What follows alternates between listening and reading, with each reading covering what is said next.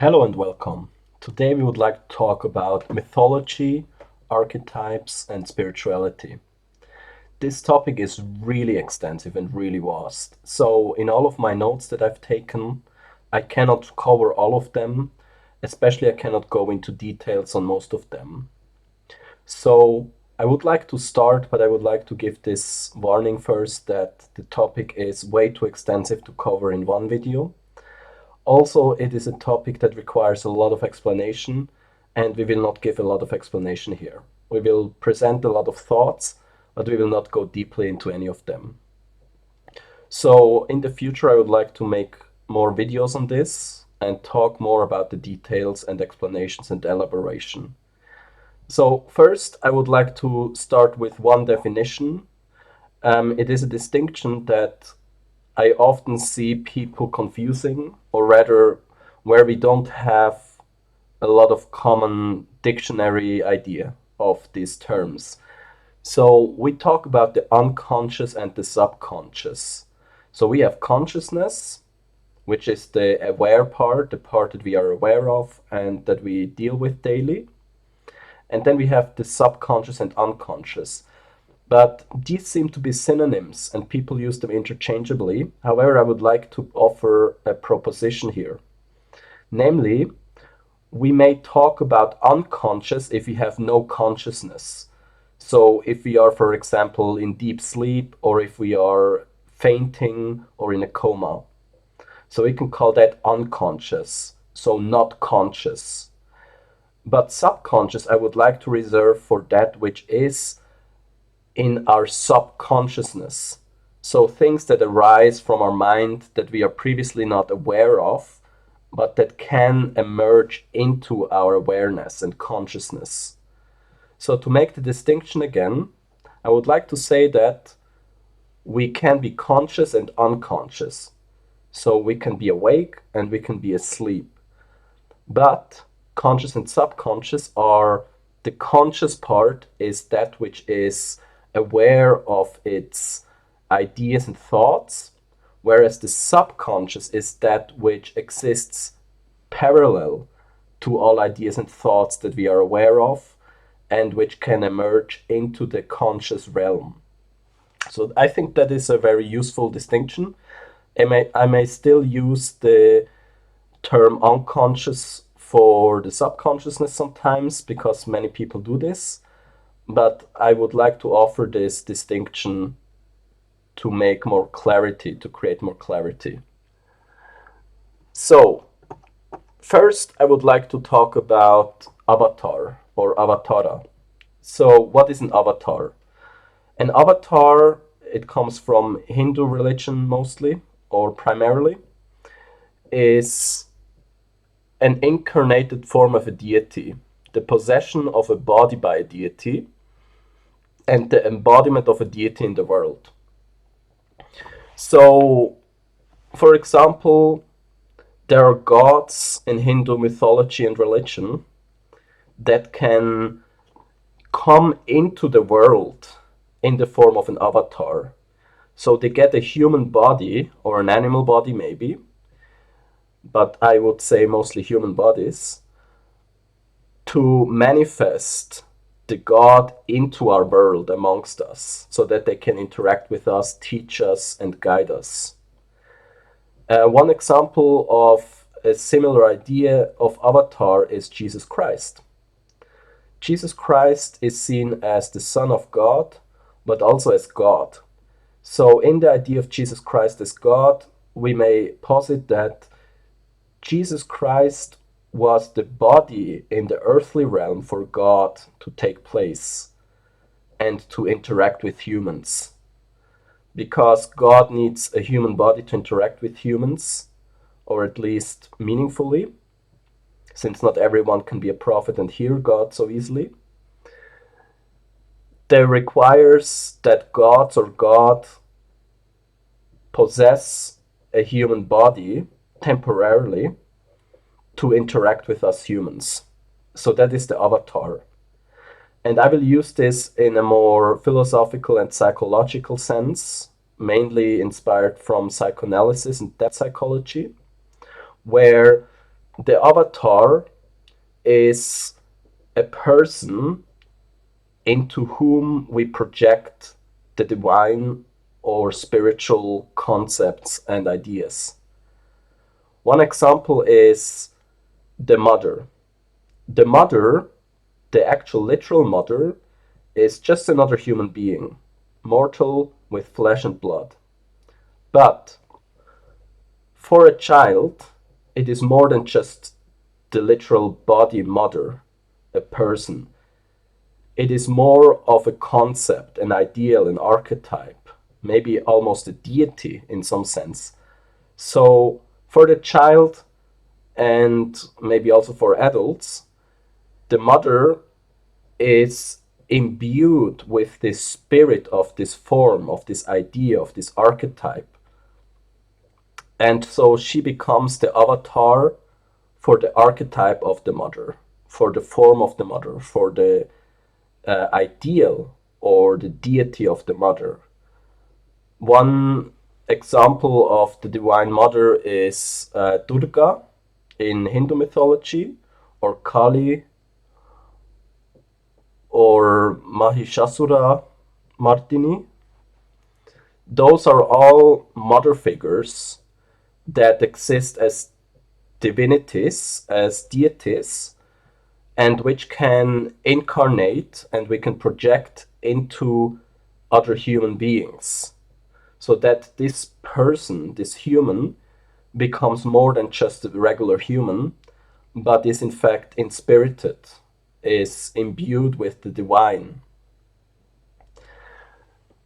I would also like to say that the term archetype, what is an archetype?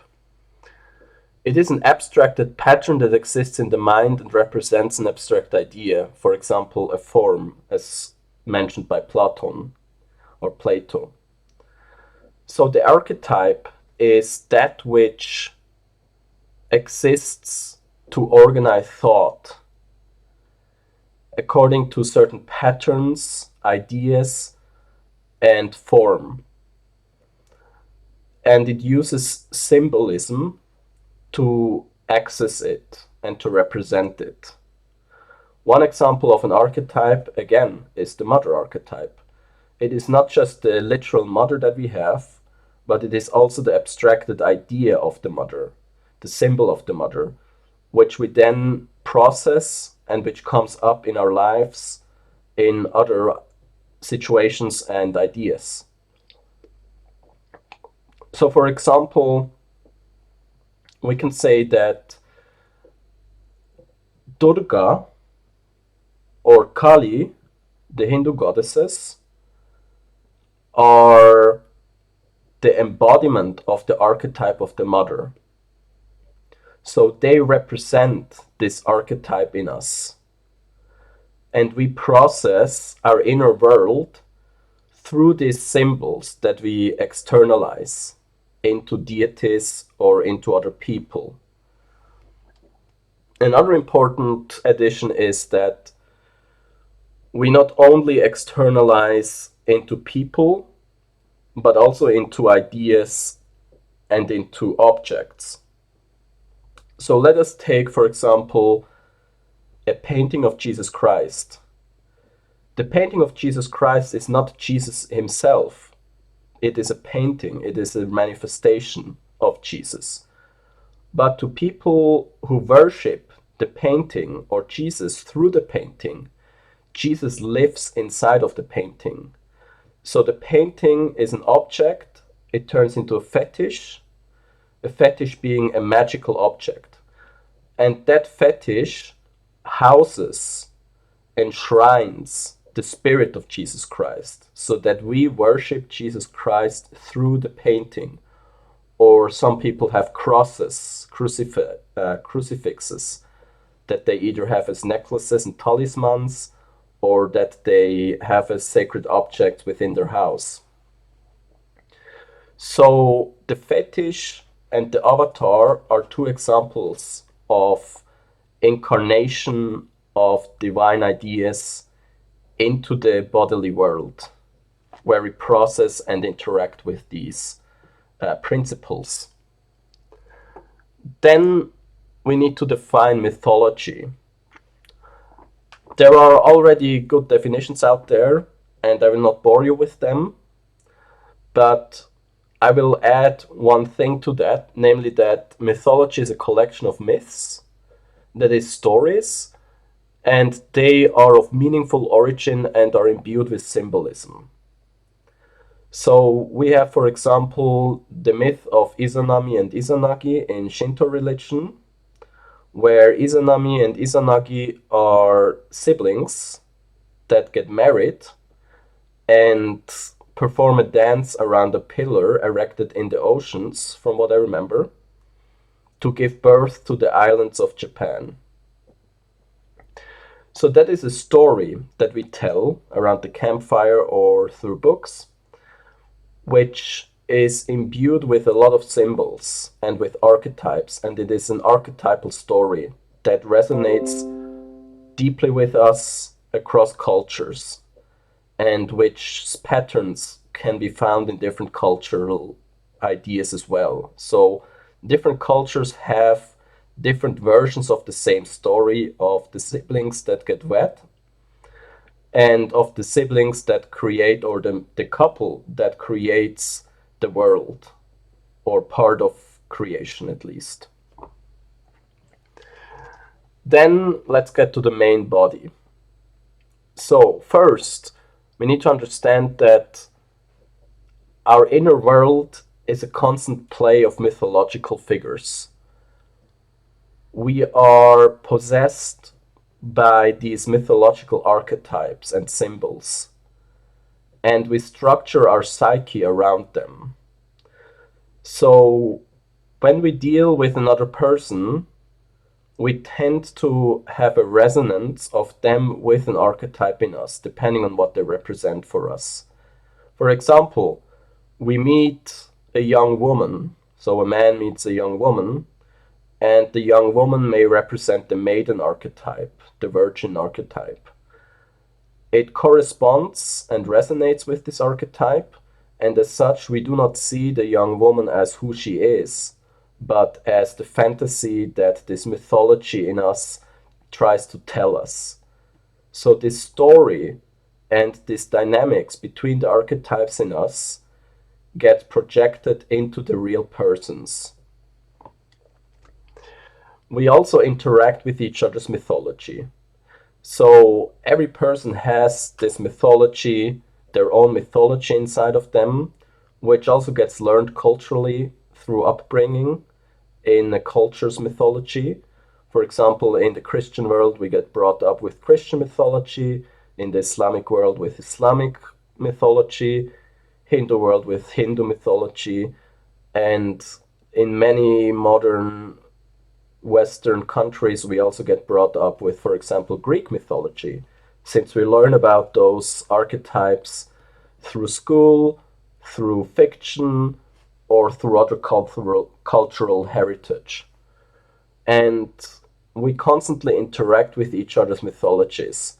There can be some mismatches when our mythologies are slightly different, but by and large, we enact similar stories with each other. So, for example, we enact stories of trust and faith, we enact stories of hostility and animosity, and we enact stories of union and togetherness. External people get imbued and incarnate these archetypes.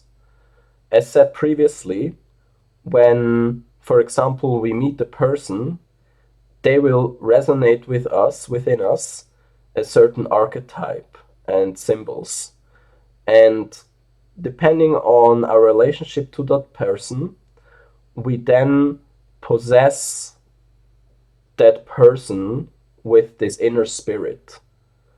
And our minds will see that person as a mix between the reality and inner fantasy. One of the most relatable examples is obviously the mother and father, but also the sibling the friend, the enemy, and the romantic partner. So we would like to use these as examples whenever possible. Life gets managed through inner archetypes. We tend to organize our thoughts and feelings based on these archetypes.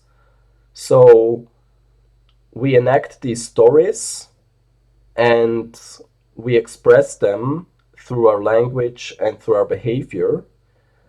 And we require this sort of coherence and consistency and consequence of the outer world with our inner world. And if something doesn't match our inner archetypes and mythology, it can create a certain type of confusion and anxiety. So we orientate ourselves according to archetypes and symbols. The mind can also get trapped by its archetypes. So we can get possessed and we can become sick from the archetypes. One example is when we idolize a teacher, for example, where we cannot see that person as a mortal anymore, but as an ideal. And we get possessed by this spirit, by this demon from within us, to see the person as the manifestation of a deity, of an archetype, and no longer as a real mortal human. So it is important that we have a healthy relationship to these archetypes, wherein we don't let them take over too much, so that we still see reality clearly and don't live in a dream state as the subconsciousness takes over too much. But at the same time, where we realize that the relationships we tend to and mend always have these archetypal structures and relationships and hierarchies. So in our minds, everything is a sort of divine theater or comedy. Our life experiences get sorted, organized, and equilibriized into archetypal mythology, where we process experiences that we make with other people and with other life situations into mythological stories, such as the story of the hero who defeats the dragon, the hero going through the underworld, or the wedding of two, or the slaying of the father, slaying of the mother, and so on and so forth. And these stories give meaning to our and orientation. They give a sort of light to our everyday experiences. So we have to understand that our minds work very much in a story fashion, where everything we do and experience is told in stories to our minds, to the subconsciousness, and which also then comes up again in dreams and in fiction, in creative outlets. Others take on masks that we give them to partake in the mythological ritual to transform our inner archetypical world. So, as said before, we possess, or rather, something in us possesses another person to become an avatar for inner ideas and forms. So we essentially give them masks, such as in theater, especially ancient theater, where the mask signifies the shift from the actor to the character, where they embody a different kind of entities, so, often superhuman or supernatural and mythological, and where these characters interact with our minds in a deeply psychodynamic manner in which our archetypes get triggered and where complexes that we build from these archetypes will flare up and fire. So these rituals that we have are omnipresent and they exist in almost all aspects of our daily lives. And they can also be artificially constructed, created, and lived out. So, for example, when we greet someone, we perform a little ritual called greeting. We may either have motions with our head, such as nodding or lifting up the chin to greet someone. We will say a certain standardized and codified phrase, such as hello or God bless you or anything. We will do motions with our hands, such as waving, stretching out the hand to perform a handshake, or bowing.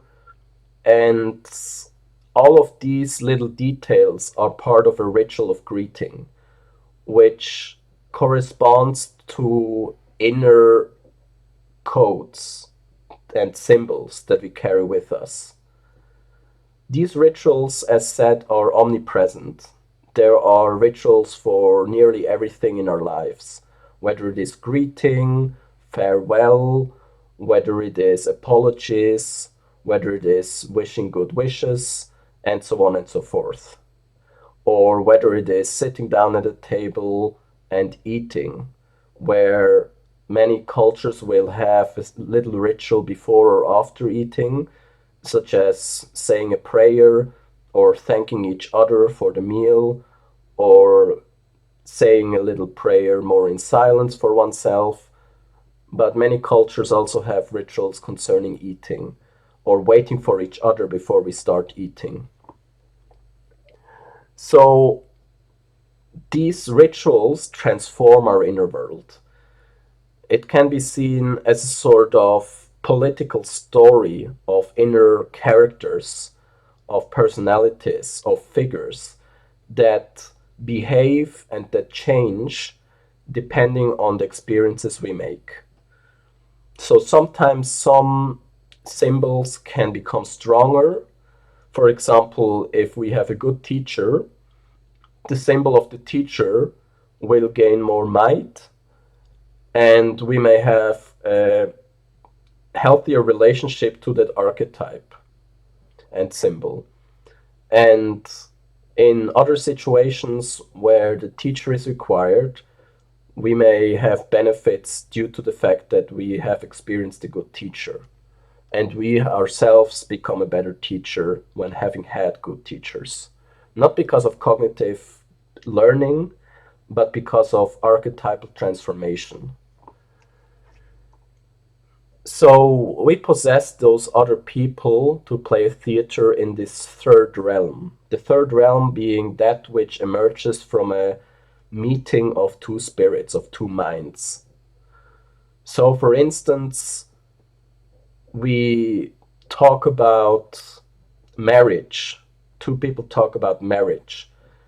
They themselves will create a joint reality, the reality of both, the collective, and in that collective subconsciousness, they will enact the marriage. So it is not only in our own mind and not only in the other's mind, but it is in a collective mind as well. Whether this exists separate or whether it's part of our subconsciousness is a matter of metaphysical debate.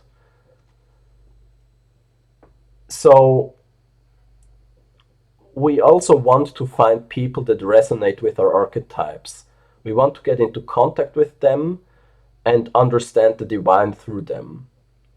Since people correspond to our inner world and we experience people through the inner world, we can get into contact with the divine through interactions with people.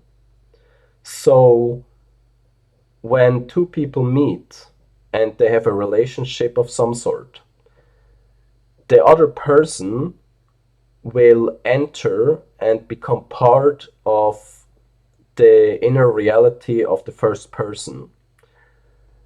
Or rather, the other person will become a sort of avatar for processing the first person's inner reality through the other person's interaction. and relationship. So through that, we can get into contact with a dynamic other that represents the divine. For example, if we have the idea of the mother Kali or Durga, and we want to get into a relationship with that idea, we can either do that purely in thoughts, or we can create a shrine, a sacred object, a fetish, for example, a painting or a doll or a sculpture, and pray to that, have a relationship with it, or we can use another person to represent this divinity in us. And by doing that, whatever the other person does will transform the archetype and the concept, the idea of the Divine Mother in us. And we play out a psychotherapeutic kind of, and also sort of shamanistic ritual in which we change the relationship we have to that archetype and to that deity and to that idea in us. So we may then have, for instance, a bad mother figure originally, which then can get transformed by finding someone who plays the role of a positive mother figure. So by experiencing the mother figure and archetype and symbol, the idea and the form through another person who then with us will undergo more positive ritual experiences, we transform this archetype and this complex and this shadow in us and have a healthier relationship. And we can also heal traumata, so wounds, and process things better. So one example of this is fiction. If, for example, we always have experiences with the other gender as being unhappy experiences, as being cruel experiences, as being terrible experiences, and we watch movies or we read books where or watch theater in which the relationship between the two genders is played out in a happy version, and where there is a sound and profound character to these two genders, it can slowly change how we feel about that concept, and the complex may get treated through it. So we train ourselves and we brainwash ourselves through watching, for example, movies, in that whatever we observe, we learn as being the truth. And that is deeply emotionally ingrained in us. What's also important is that any possession and usage of the other as an avatar cannot lead to love, but only love for the divine. So, if we project anything into another person, the other person will not be themselves anymore for us. And we have to realize that we cannot love the other person if we don't have the true image of them. So that is something that happens in almost every relationship, in friendships, romantic relationships, parental relationships, teacher-student relationships, in every kind of relationship, where the other is treated not only as themselves, but as a collection of ideas that we have. And as such, we cannot really love the person anymore. The only thing that we can do is we can love this image, this projection, and this transference of the divine that we project into them. So, for example, the perfect father, perfect teacher, perfect mother. And as such, we do not love them as the person, but we love the divine. We love, for example, the divine mother, the divine father, the divine teacher, which we project into them. And by treating that other person, we treat the symbol in us, the archetype and idea, and we don't treat the person. So this can be seen as a method of worshipping the deities and of getting into a bond to the divine. But it is one that comes at the cost of another person's authenticity and without respect for the other person. So it can be done in a deliberate fashion and way where we say that yes, we would like to be these manifestations for our inner reality, and we thus treat each other as avatars, wherein which we can treat our inner reality through the other person without paying respect to the person, but through to the projection.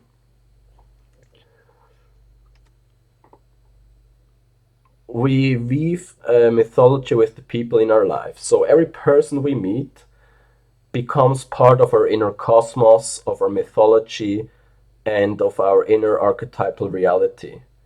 They take place into existing archetypes, but at the same time, they also create and shape and form their own character and identity therein.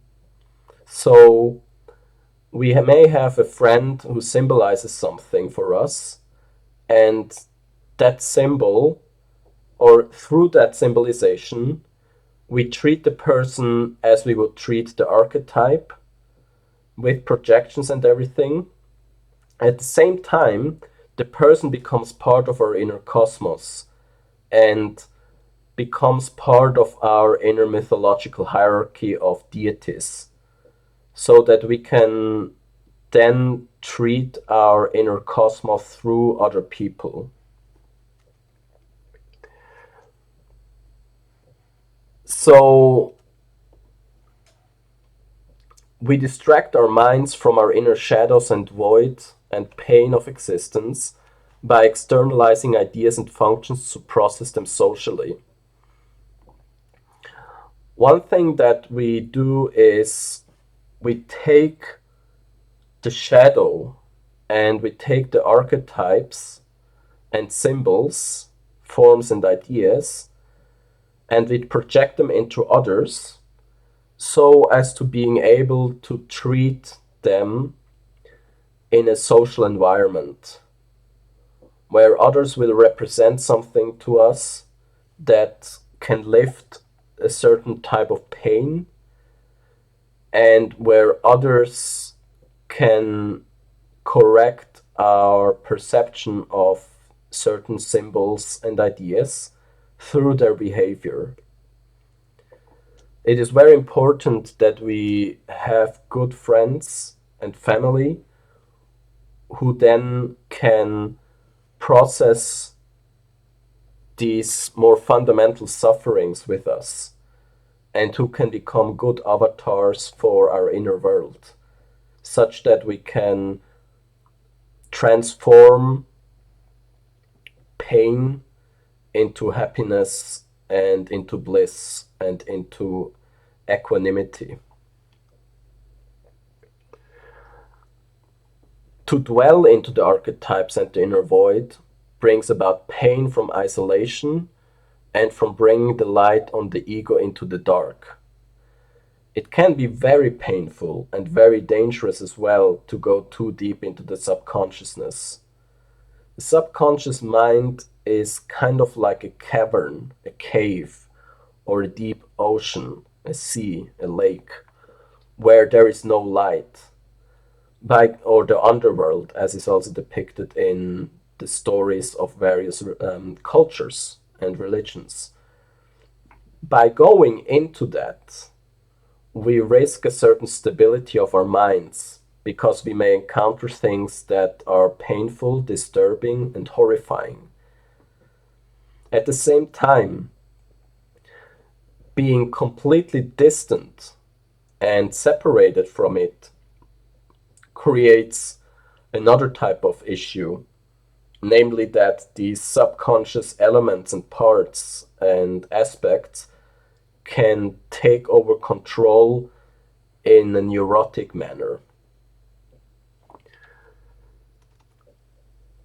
Others help us getting out from the dark and into light. It is very important that by externalizing the psyche, we can get out of this darkness again. So when we are trapped too much in this mind, it can help that we have interaction with other people who can bring us back into reality and into the consciousness, and who can help us also process the pain that we've experienced inside of our own mind, into in the subconsciousness, the subconscious mind. We also need to tame the beasts inside us by developing the structure of the mind. So the ego is very important for this, as the ego gives us structure and solidity, where we can then better face the shadows that are inside of us, the beasts that try to tempt us, disturb us, and to undermine us. We are only a vessel for transformation of the external and internal. So that is a little bit inspired by alchemic ideas, such as inner and external alchemy, where, for example, in Taoism, so where we constantly process the physical and mental world in everything that we do. The body is the vessel that processes matter. We eat things, we digest them, and then we excrete them again. And we manipulate the world with our hands and with our feet. We constantly transform the world in one way or another.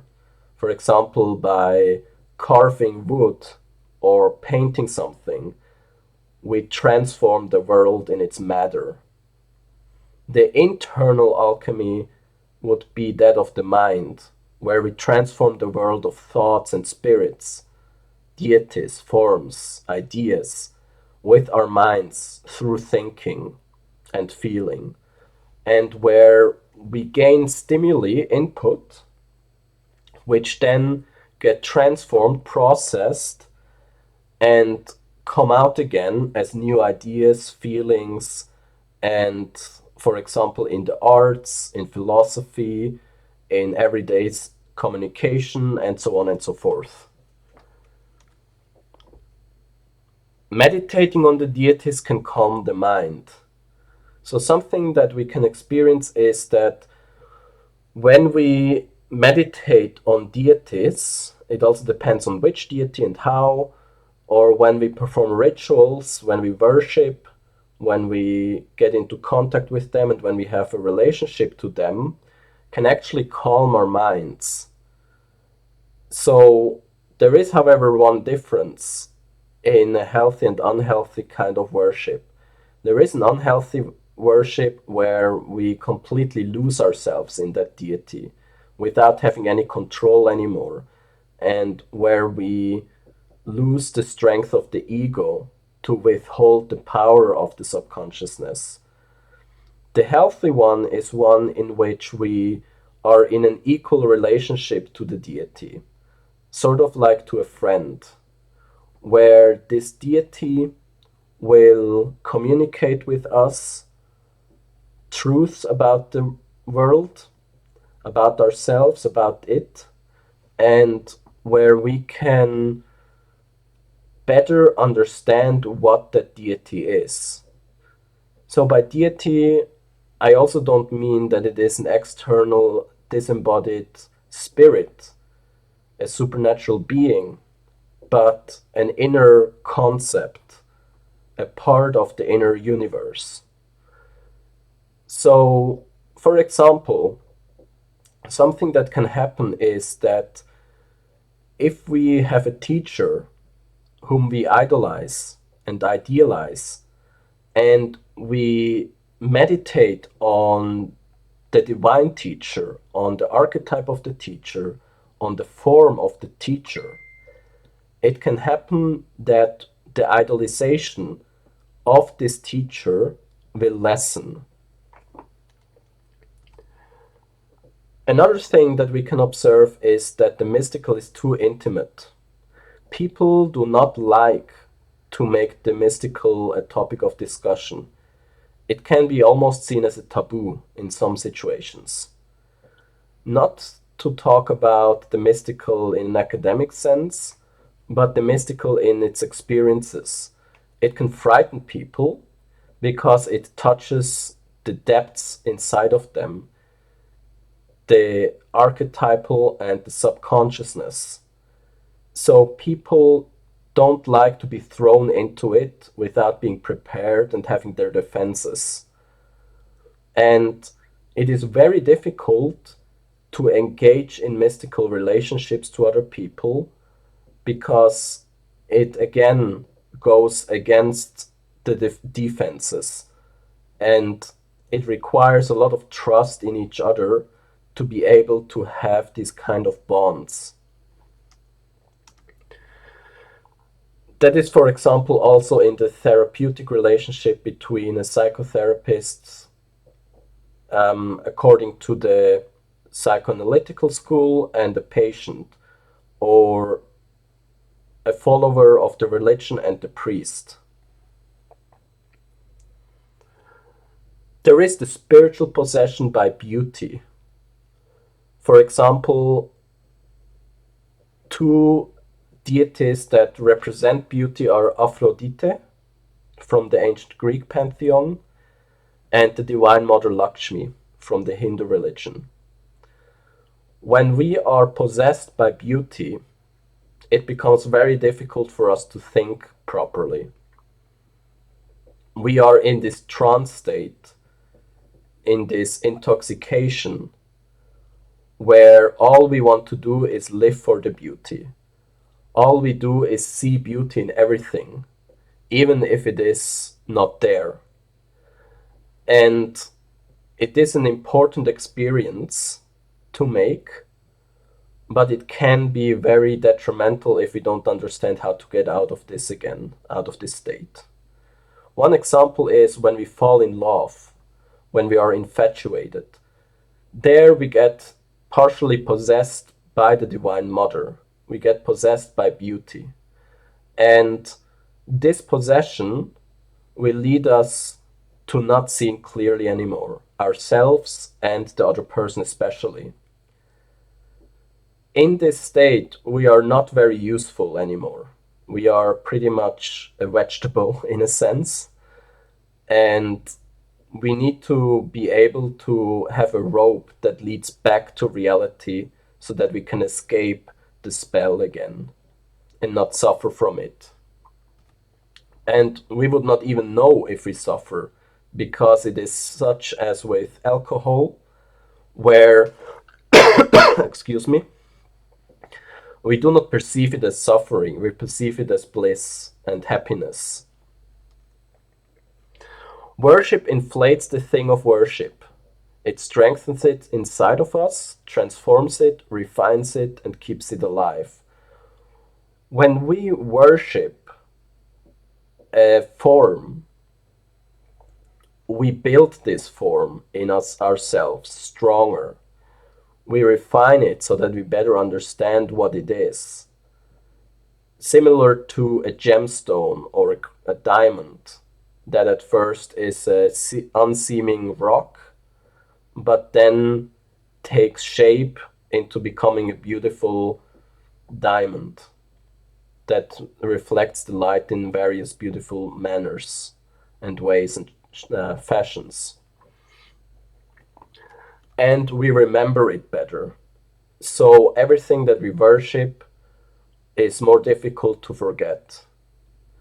That is also one of the reasons why we would have weekly mass in churches, and in mosques and in synagogues and also at temples, such that we do not forget the divine truth.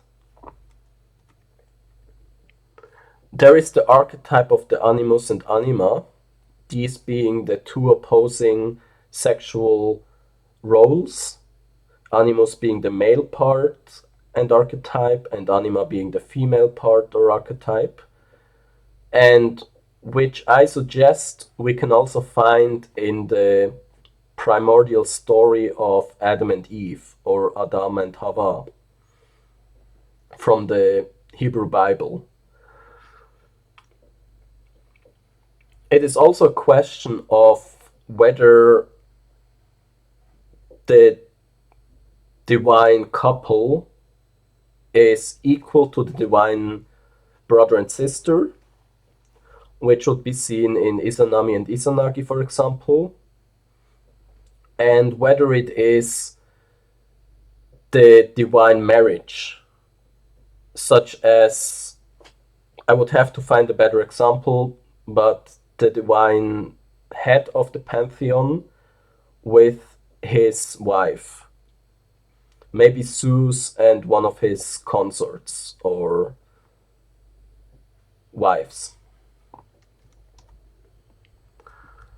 There is also the archetype of the union, from which the third emerges, so the child, for example, and which leads to one's death and the creation of the next epoch. So, excuse me, when two insects copulate, the life's goal of these insects are over. It has been fulfilled. Destiny is achieved. And the next generation will take over and start the process anew. So once there is successful reproduction, the life of the former organism becomes somewhat invalid. It is still important in certain species to bring up, raise, and foster the children, but otherwise, and obviously other social functions and duties and mechanisms, but otherwise, once there is a child, the generation that has produced the child can go in peace. So there is always the element of death in copulation. And the archetype of the union, being a wedding or being copulation, always comes with the idea of death and with the idea of an ultimate goal and end.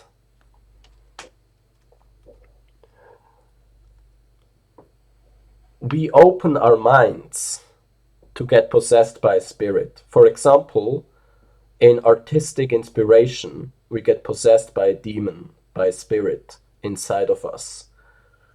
We get possessed by our subconsciousness that takes over. For that, however, we need to open up the mind.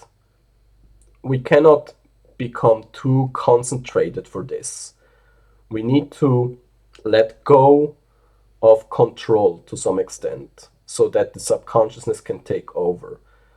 We can only have dreams when we are asleep, unless you count daydreams and lucid dreaming and meditative states. But all of these also have some element of opening the mind, whether it is naturally or through psychedelic substances. We get civilized through the idea of beauty and the feminine. So the archetype of beauty and the archetype of the feminine, the form of beauty, the form of the feminine, civilize us. They bring us up, they raise us. They create the difference between beast and man, which is also seen in the Epic of Gilgamesh with Enkidu and Gilgamesh, and seen in various other stories and myths, where beauty is always that which makes the difference between an animal and a human. and usually it has to civilize the male. So it is usually the female that and feminine that civilizes the masculine. They are these two opposing symbols and archetypes in which the masculine is more wild, unbound, and explosive, extroverted, and primal, and the feminine being more cultured, soft, tender, thoughtful, and profound. It is, however, also the opposite sometimes in the beast, in the Leviathan, for example, and in Tiamat, in those great dragon beasts and snakes and serpents, where the feminine is that which is primordial, vulgar, strong, extreme, and wild. And where the masculine, the young hero, for example, Zeus, or for example, the God in the Hebrew Bible, then have to come as the light to separate this violence and this primitive force of nature.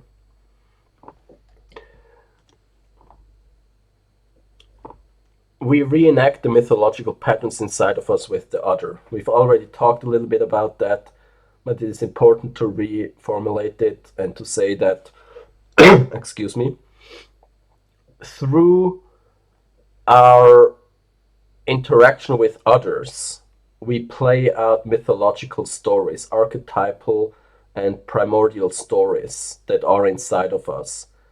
We play out the stories of good and evil, of union, of friendship, of animosity, of teacher and student, and so on and so forth. This enactment of mythologies grows the soul and brings one closer to the divine. By undergoing these rituals with others, we better understand ourselves, we better understand the world, we develop, grow, and sort of enlarge. We feed and we put strength into these archetypes, these sort of organs inside of us, as C.G. Jung would have said. And we develop and foster and tend to the mind so that it grows, becomes more refined, brilliant, luminous, enlightened. And in that, we also get into relationship to God and the universe. It leads to a sort of enlightenment, and it is also seen partially in the individualization um, mechanism, individuation mechanism, as explained by C.G. Jung. The mind is organized and stable through others that represent this inner mythology. As said multiple times now, others are part of our inner mythology. And it is through this enactment of rituals, through these mythological legends, myths, and stories, that we stabilize and organize and manage the psyche.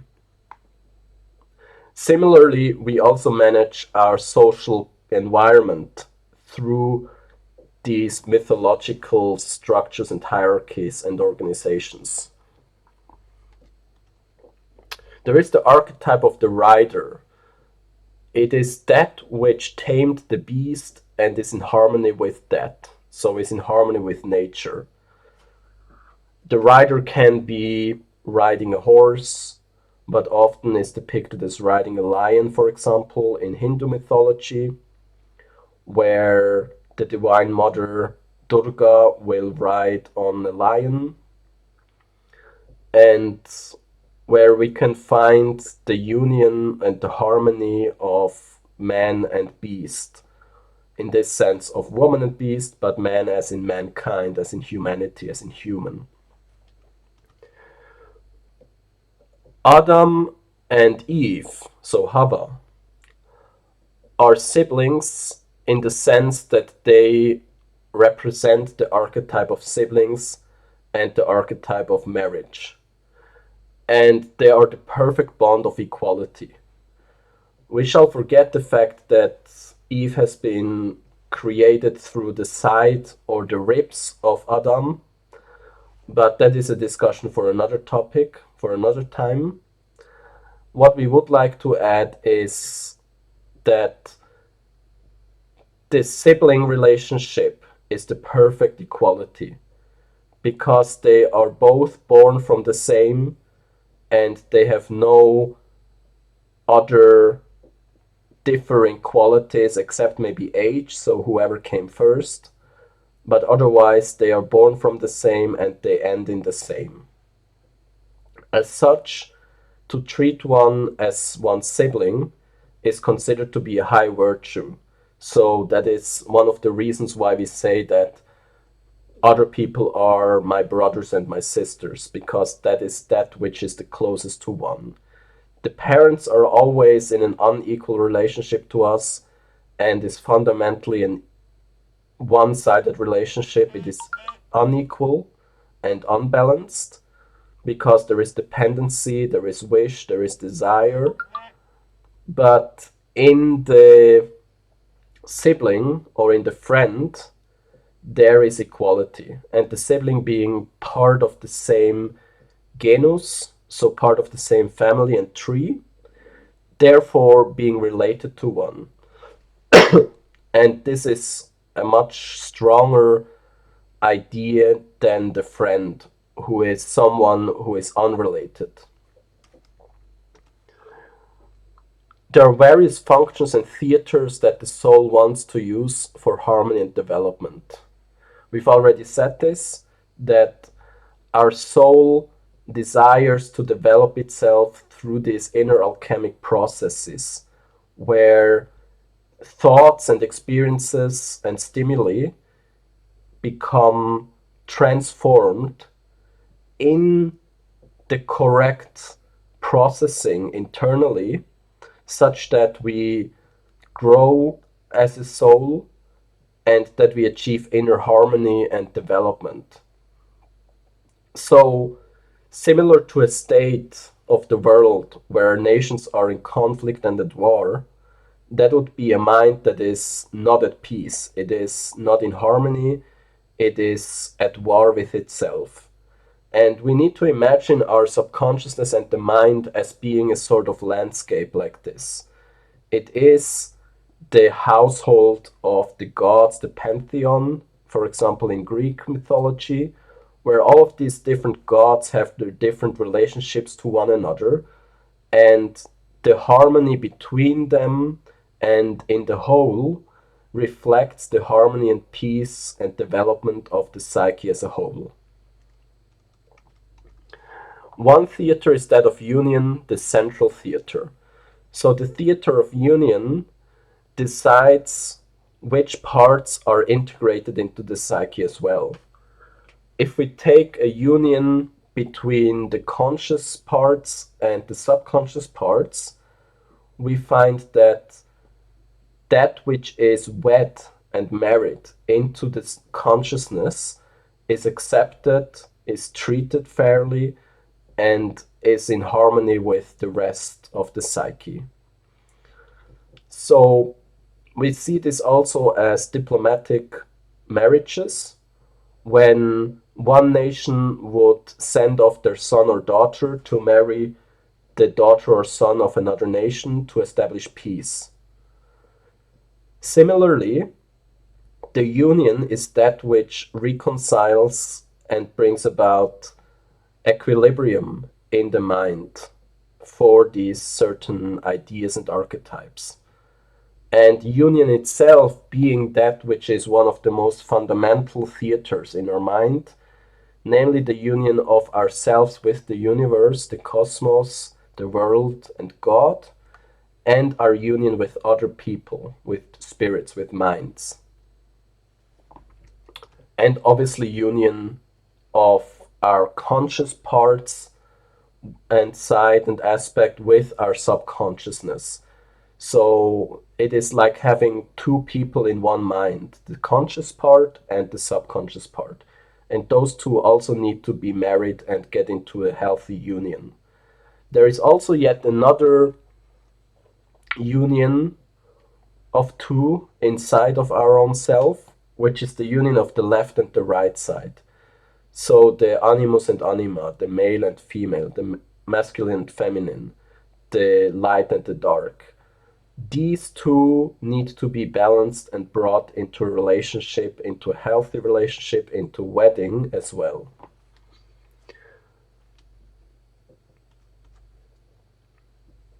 So bringing together others is also bringing inner worlds into harmony. For example, when we introduce friends to each other, we bring people together and we establish a connected landscape, geography, and world, a sort of earth or lands where people can communicate and establish alliances amongst each other. And this is also a mechanism that is in our minds where we try to connect things inside of us such that things are not separated and isolated or starve. So the divine it is the parent and the consequence of the divine mother and father.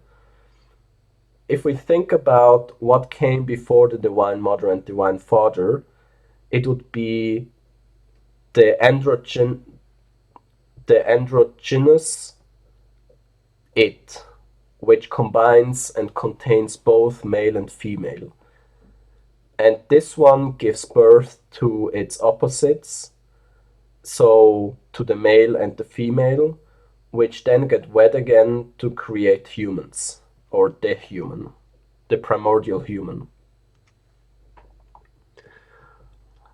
There is also the play of an archetypal constellation, a story, a myth, where the beast is slain by the divine father or mother figure as a symbol for slaying ignorance and temptation.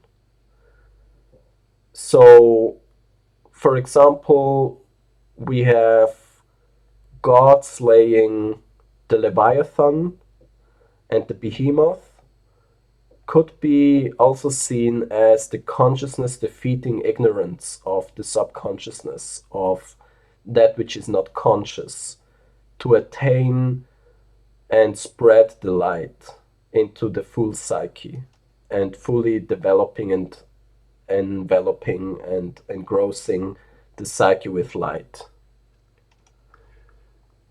Another thing that I thought could be interesting is when we look at the Hebrew Bible, we say that Hava or Eve has been brought up from the side of Adam. So people usually translate it as the ribs because those are the sides, but it can also be read from another interpretation that I've learned about as the side. And similarly, in Hindu mythology, there is a story where one of the goddesses was brought into existence. I think it was maybe Durga was brought into existence, or Shakti brought into existence through, I think it was Shiva or Vishnu, through the side. So we can also say that the splitting of a man into two parts results in the separation of the sexes. Another thing that we've already said and touched upon is that when we realize that we have possession, that we are possessed or that we possess, it lifts the veil, and we are no longer ignorant of it, and the strength is diminished. So that can be useful when we are obsessed and possessed, when we are under a spell, that we meditate on this spell and we meditate on the symbol that is expressed so that we understand the idea, the form, and the archetype that is being that possesses us currently. The Divine Mother as the archetype of beauty, but also protection. We've already talked about this quickly. There is, however, also the unhealthy relationship to the Divine Mother, where the Divine Mother wants to keep us as their children, and where it is enacted as slaying the dragon, so the knight who slays the dragon, in freeing themselves from the grasp of the mother. And similarly, the Divine Father, when being overbearing, too protective, or too controlling, will be slain by the son as well. So Zeus, who killed his father Kronos, is one example of this myth. As we've said before, only Hava, so Eve, and Adam can truly be respected.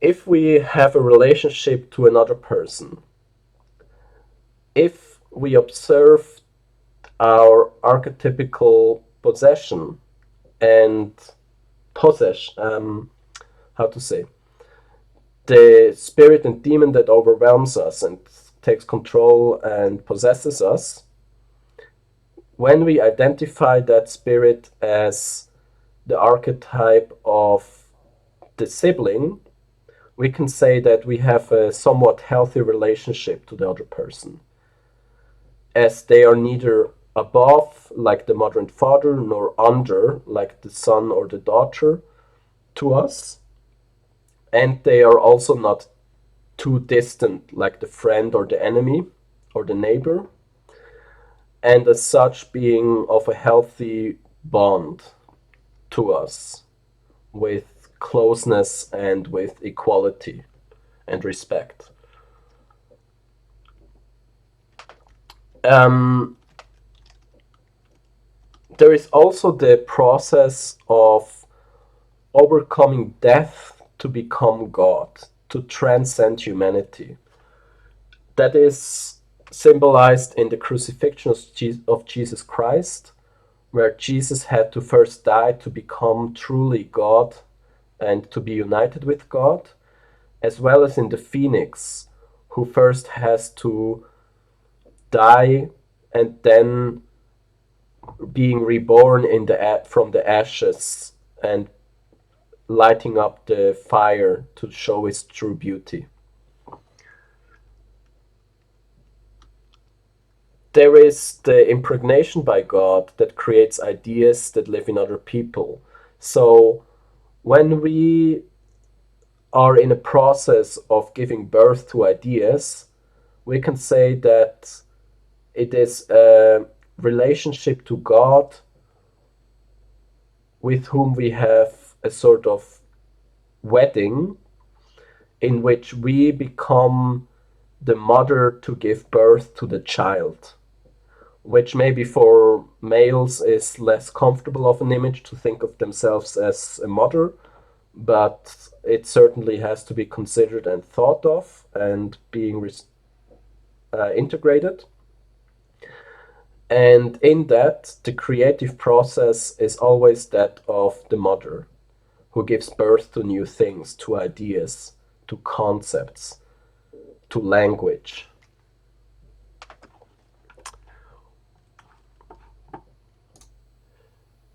Now we get to the second part, which should be much shorter. The first question here is whether the other is to be worshipped. That depends heavily what the other is. So if it is God, then worship may make sense, as we get into a relationship with that other where it transforms ourselves by doing this.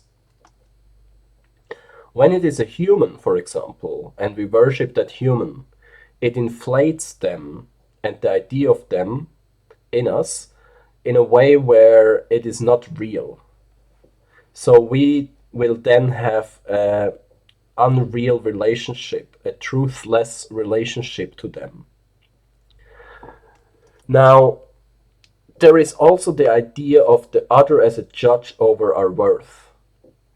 If we encounter the other, we experience that that other will be the only mirror to ourselves. Therefore, passing judgment on what we are, we can only gather experience about ourselves through the other.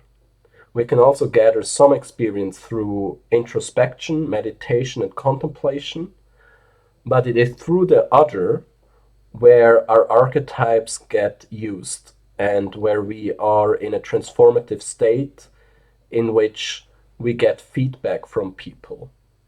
So the other can be sometimes a judge over ourselves. However, it is important that the other does not have unrealistic kind of judgment for us. So when we, for example, hear that we're stupid by someone, we may accept this and we may reflect onto whether we are stupid or not, but we should not add too much power to that, such that the other becomes an objective judge, such as God, because no person can have this power over any other person.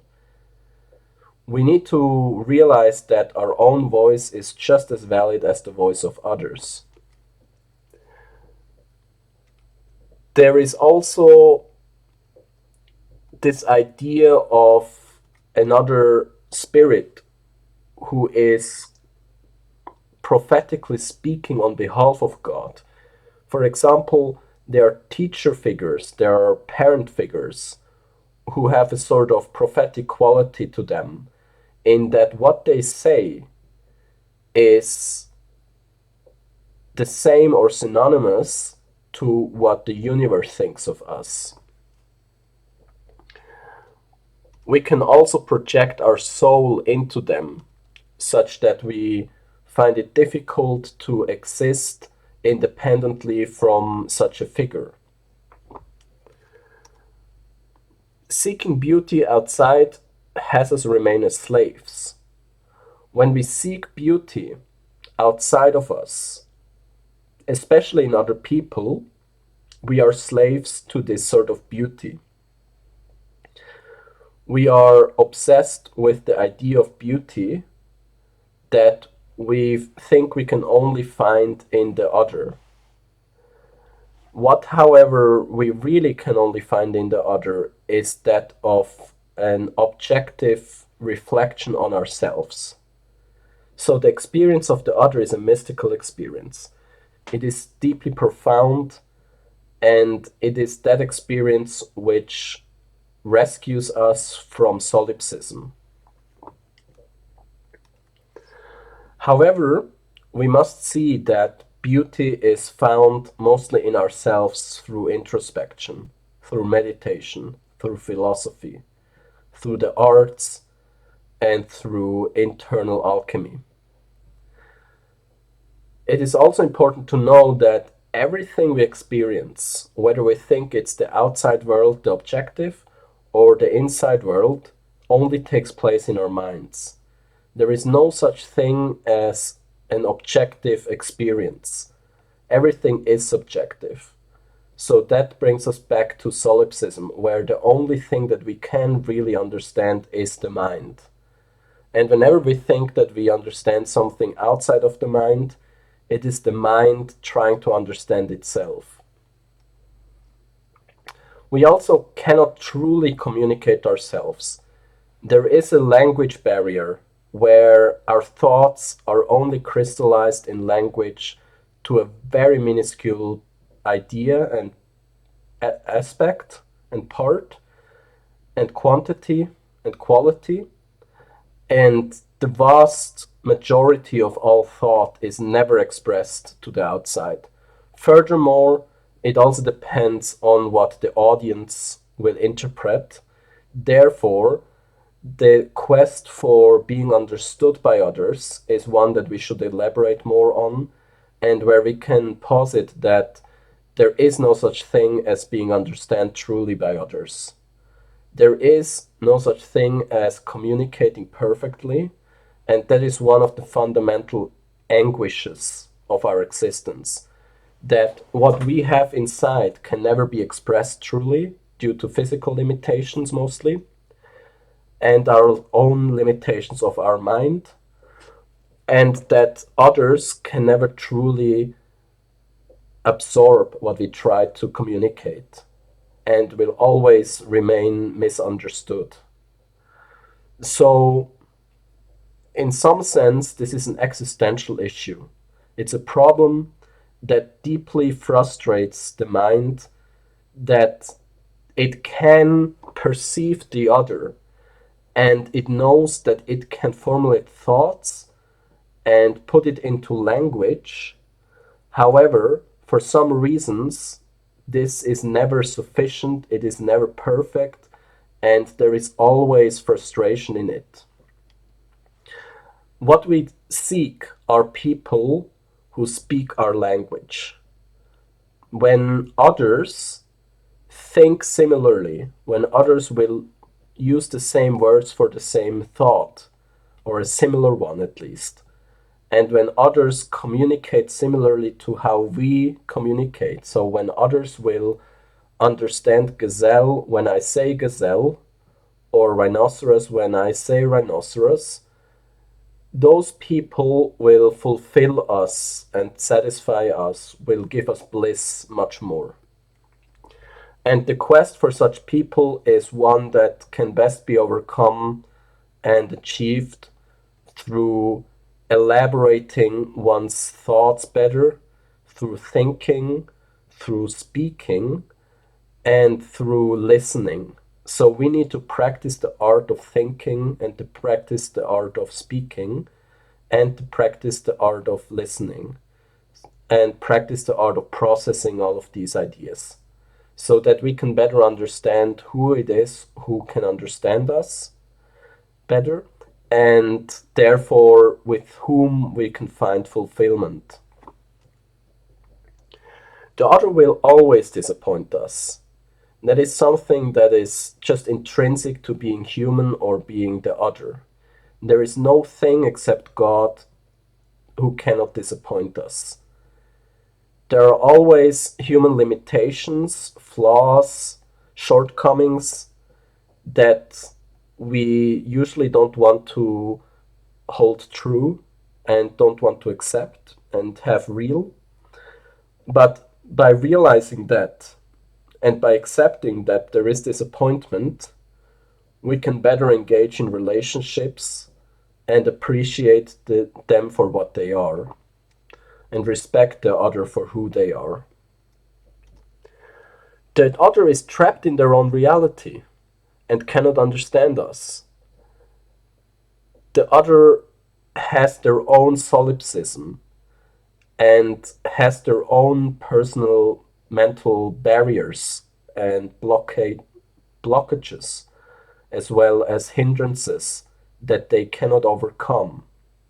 So it is by realizing that the other is not perfect, the other is trapped in their own mind, and the other faces the same suffering as we do, that we can love them truly. And that we love them for being flawed. And that we care about them and care for them, such that we want them to become who they really are meant to be. And can overcome shortcomings and get better at expressing and thinking. The other is usually also not very interested.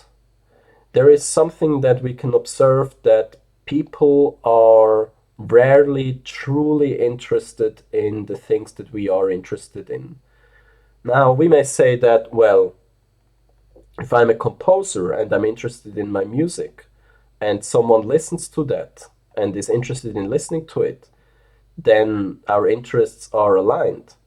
However, For the composer, they hear something else in the music that is composed than the listener will hear. It is always an interest mismatch in things that we do, in that people have different preferences. And these preferences will create a separation of minds.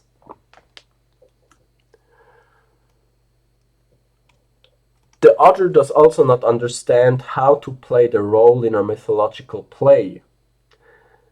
The other does not know what our archetypes are like and how our mythology looks like. So we cannot expect people to fulfill the role that our mind gives to them.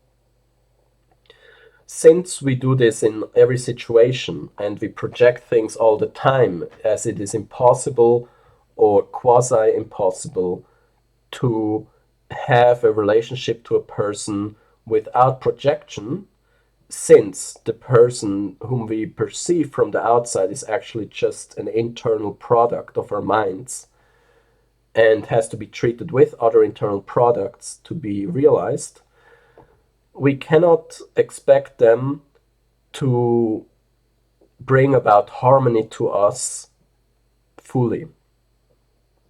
So, understanding that the other is not an ideal avatar for anything that we do and think is one of the steps to overcoming ignorance and overcoming this quest for perfection and for true congruence in our mind with the other. We always love the idea of the other. We do not love them, but we love the idea of a person. And the closer we come to refine this idea of the other, the more we can actually love them. So everything that we think of a person is not in the person, but it is in us. And we need to further examine, observe, and love the person in order to have a correct understanding of what and who and how they really are. So, by refining this idea and not letting it be tainted by other ideas and attributes, we can begin to love truly. It's a very difficult process, and meditation can help a lot in that. So, when we meditate on the other, and when we have a stillness of the mind, we can see what the other really is for us without letting fantasies, projections, and forms possess them. There is also this spiritual practice that we can observe, especially in children and young adolescents, where when someone is in love or infatuated with an idea, be it a person, a deity, or something else, it can be an object of their hobby or something that they study, art, anything for that matter. Something that they will do to express the love is to draw and to write it. So, for example, when we are in love with Jesus Christ, one expression is that we draw Jesus Christ, we paint Jesus Christ. This expression of the internal manifests in this sort of worship and in developing the experience, the memory, the remembrance of that form and that idea. The name is exactly the same. It is more abstract, but the name is that which symbolizes a thing. And it gives us power over something, as the ancient Egyptians would also say. There is also the question whether we really want to merge with the other. Is that really something we want? Or is there fundamentally the desire and the longing for equalness. We will leave it at that for the moment. Merging also means that we destroy ourselves and the self of the other. Because in merging, there is no space and place anymore, no capacity for our ego and ourself. If we want to become one, there cannot be a me anymore, there cannot be a you anymore, there can only be an us, a we. So, in that, we desire the other to give up their selves. And it is a sort of relatively hostile idea that we want the other to dissolve and to annihilate their self. So in merging, we can say that we do not fully respect the other, as we want the other to dissolve their self and their structure. Thus, being separated may be a higher form of love.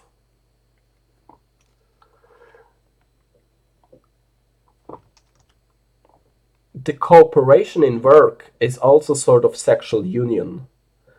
For example, when we work on a poem together, or when we work on a team project, or when we work on building a building together, it is a sort of sexual union where we come together in order to give birth to something new that is our child. Again, it is a play, a theater of these mythological figures inside of us. There is also this desire to become one and have the other gender. So where the animus wants to integrate the anima and the anima wants to integrate the animus, the male wants to integrate the female and the female wants to integrate the male, as a sort of fundamental existential suffering, one of those many sufferings that we've explained previously, in which there seems to be pain in not being both genders, which is a different pain from that of being separated and a different pain from that of being separated from God. So there are different types of anguish. It is a tension that we feel inside from our mind being born incomplete. There is only one side of the hemisphere that is stronger than the other. It is either the logical or the emotional. It is either the male or the female, the masculine or the feminine. And we are born with this variety, with this tendency, with this bias towards one side. And we want to balance it out with the other. We could ask ourselves if we still have any desire for the other in this gender model, if we were completely asexual and completely centered in the center. But that would expand and extend this discussion for a little bit too much. Finding the same in the other of the opposite is also a mystical experience. It is that experience of finding ourselves as our mirror image. We can also recognize this in the story of Narcissus, who falls in love with its mirror image. It is not the image that is exactly the same, but it is also not the image of just any other who is an opposite. It has to be the image of Narcissus himself, but flipped, mirrored, the opposite version. So that is one of the primordial existential anguishes. There is also the ego that rebels against union and towards possession. The ego is fundamentally that which structures, which concentrates, and which tries to control. But it is not that which allows for variety in the sense of becoming more than itself. The ego, especially when it is too strong, will want to remain isolated from other things. It will want to be in stark contrast with other things. If we want to be in union with others, we require to soften this ego, to dissolve it and to remove it in some sense, such that the concentration of our structure breaks apart and we can accept our parts to drift further from our center, as well to have others' parts become part of us and our identity.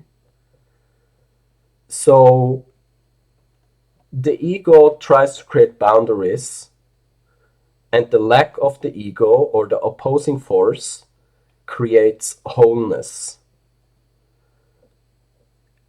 So it is the ego that wants to possess things.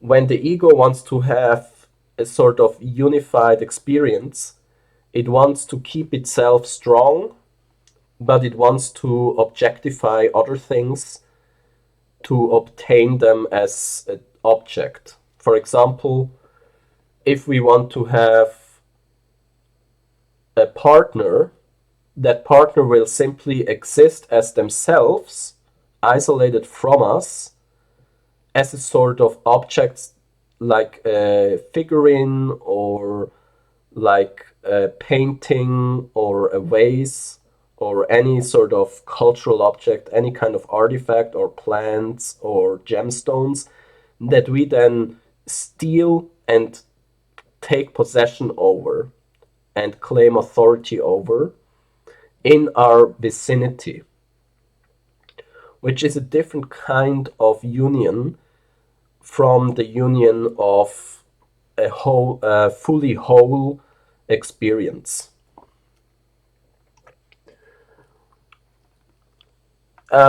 So creation and spreading of the mind is indirect union. When we share our ideas and when we create things such as artifacts or thoughts, be it in the arts, in philosophy, science, or in politics, social environments, contexts, and in interpersonal dialogue and discussion, we create something outside of us, yet it is also created inside of us, and it is union with other people, but indirect, because we have this lever, this extension of us that reaches into society. So, one example would be the difference between a sage or a monk who writes a book and sends it into the village so that other can read it, and they sort of are in a bond with the monk through the book as a medium over distance, versus the monk going to the village and talking to people directly in person, face to face, like that, where people are in a direct relationship with the monk and in exchange. Another thing is, in love, we feel the sadness for the other's existence and their separation from God and their separation from others. That is something that can come when we have a lot of empathy for others and we identify with others. We can realize that they have the same existential anguish as us. And when we realize this, it may also lead to us treating them differently. There is no soul that is the exact opposite or the other. That is a more metaphysical question whether there can be exact duplicates or exact opposites, but we may assume that we do not have these opposites and that the only thing we can do is find people who are closer to this ideal and form of the other. Thus, when we experience and observe and encounter another person, they are never fully the ideal, the form of that archetype or that other, the concept, but they always differ in their own variety, personality, and individuality. So we can only ever come certainly close to the form, but the other person is never the form itself. It can never be the ideal.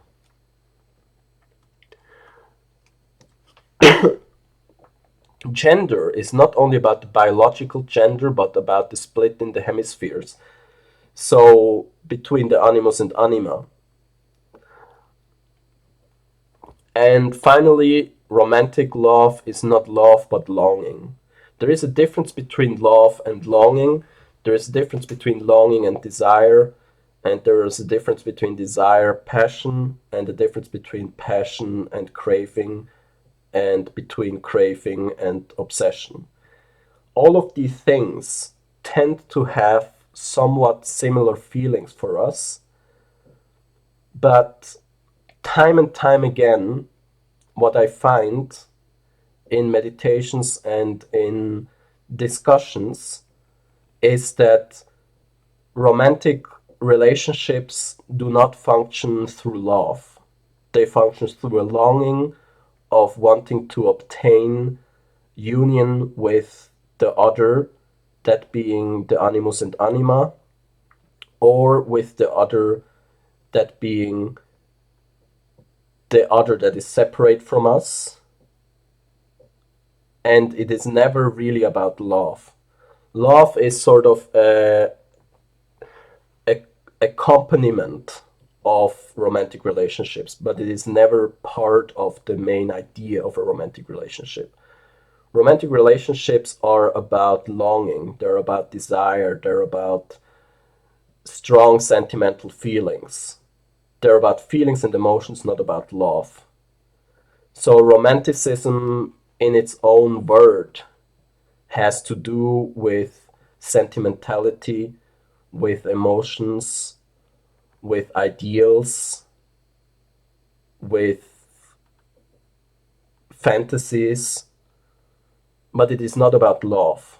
So I think that is one of the things that we have talked about previously, but which need to get further established and reminded, because people make these mistakes all the time and they do not realize that romantic relationships have primarily nothing to do with love.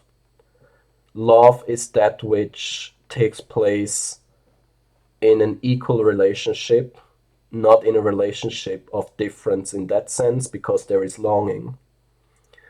And so, longing is the force that tries to overcome differences in the opposite of the archetype of sexuality, for example, or the difference in being ontologically separated from one another, and also in the sense of the mind and body problem, where they are separated from other minds and other bodies.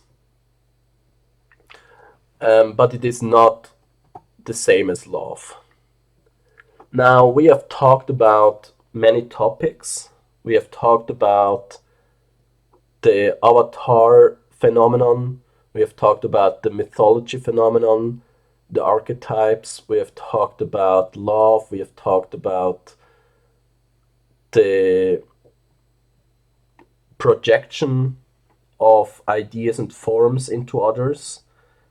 And we have talked about how our minds are structured in fashions that stabilize it through mythological theater. One final thing that I would like to add is simply a sort of amusing observation, namely the orchestra, the choir, the theater play group, the characters that perform on an orchestra, for example, is a manifestation of our inner figures that summon God, and it is a ritual to bring the sun to rise and prevent the night. So the choir is a ritual that summons God into our existence and presence and into the world. And it is very interesting to observe how there are similarities to the rituals of trying to invoke rain, trying to prevent the world from getting destroyed, and so on and so forth. Another thing that I forgot to mention is that there is great bliss in realizing that all is already in us and that other people only activate these archetypes to play a cosmic theater. They themselves, of course, add a lot, and it is absolutely fundamental to have the other, to have others. However, what really is activated in us when we interact with the others is something that we already have inside of us. So, by, for example, finding a beautiful person, we tend to think that if that person wouldn't exist, we wouldn't have beauty in our lives. However, that is obviously not true. This beauty is simply, the other person simply reminds us of the beauty that we have in us, the form of beauty. And if we had a teacher who has a very good relationship to ours, we would then say that if we didn't have the teacher, we wouldn't have a good teaching anymore or a good teacher. However, that is not true either, because the teacher exists inside of us. Thus, all of these manifestations that other people bring to us already exist in us. We already have this beauty. We already have great teachers.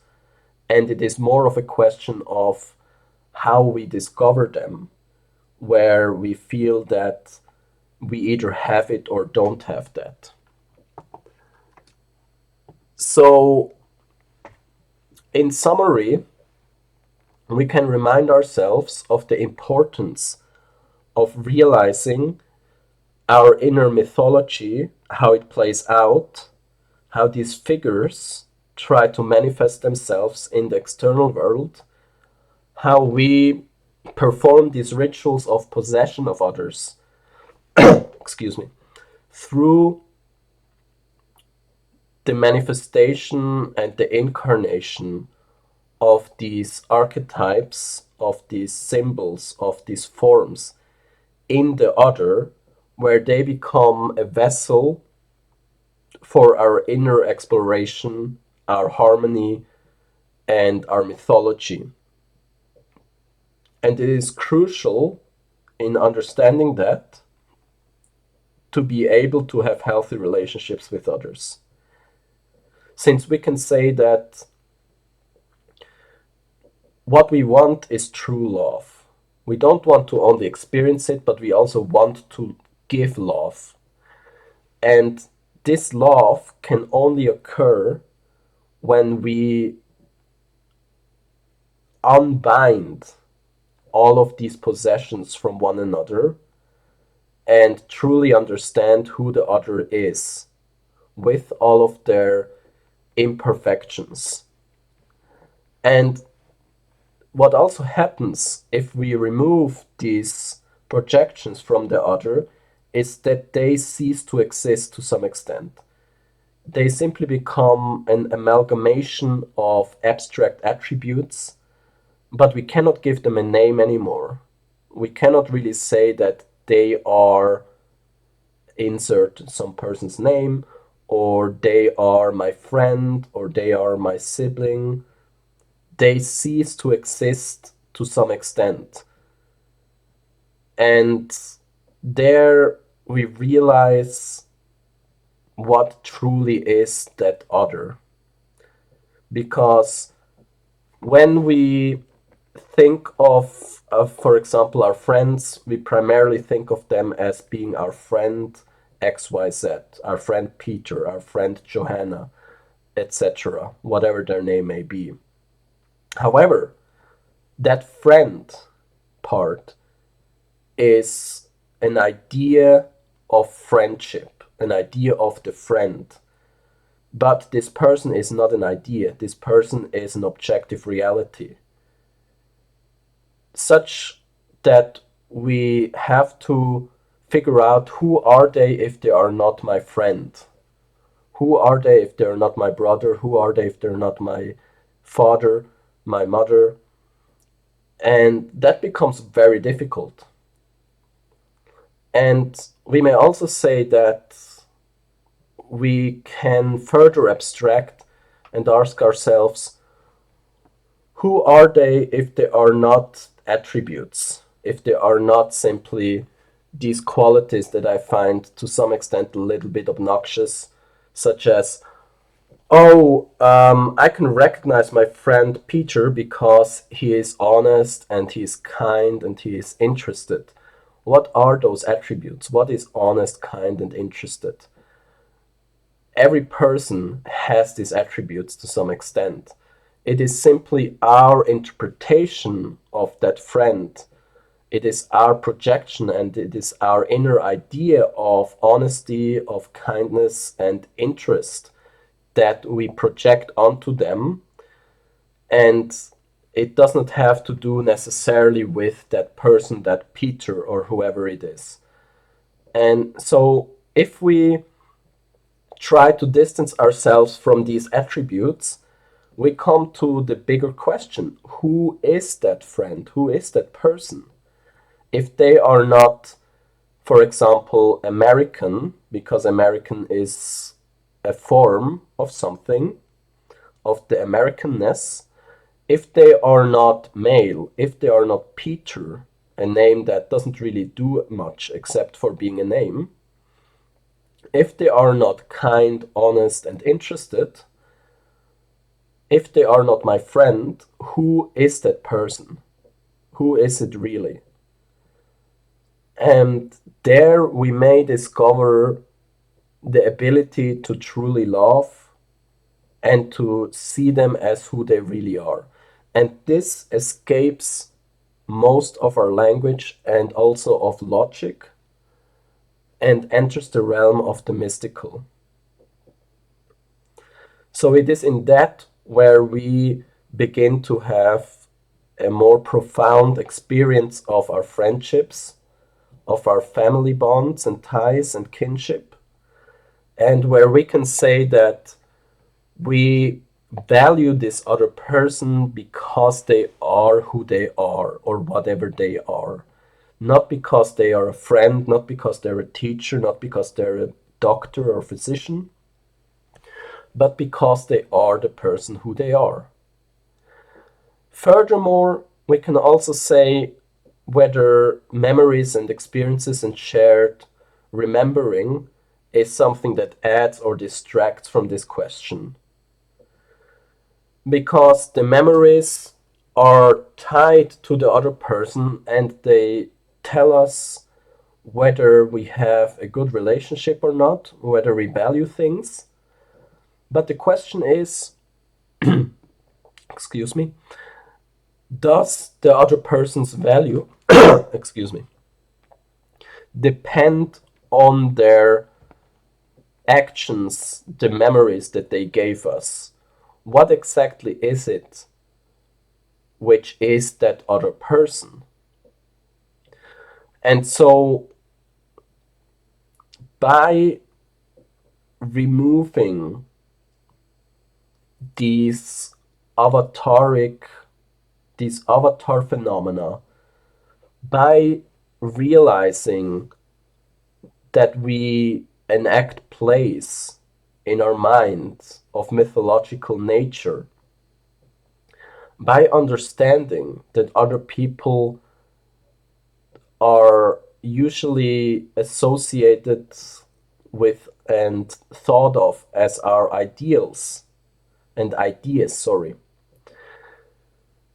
we can get further to the question of who they really are and what really is love. A love that escapes the idea of ideas and forms and archetypes. I think that is one of the central points, answers, and suggestions that I would like to make, and where people can meditate further on this, contemplate, to understand better what is the love that they have for themselves and for others. And who are the people in their lives? Who are the people in your lives? Are they a collection of attributes and of ideas, or do you accept them and love them because they are what they are? It is similar to the idea of God in the Hebrew Bible, in the Old Testament, where it says that I am that I am. I forgot the exact translation in Hebrew, but you get the idea. So by saying that I am, there is the thought where all the attributes are not relevant to be able to understand what God truly is. And so I would provoke people to contemplate on this and to further examine love in their lives, to further figure out what it is that their relationships to other people are. And I would also say that it is sheerly impossible to have relationships that are not mythological in their quality. I think we need that. We play out rituals all the time, it develops our minds. But at the same time, the question then comes, when we really want to respect someone, can we still do that? Can we still stand this possession that we exhibit, where we project ideas into someone else? Or do we have to establish and found relationships, create relationships that are not partaking in this mythological structure and in the struggle, in the play? So that is relatively difficult to answer. I would say that other people, the opposite view could be that we explicitly want other people to be possessed, where we want to be possessed by other people, where we do want that people reflect archetypes in us, and where we say that, for example, my wife or my husband is the idea of the wife or husband.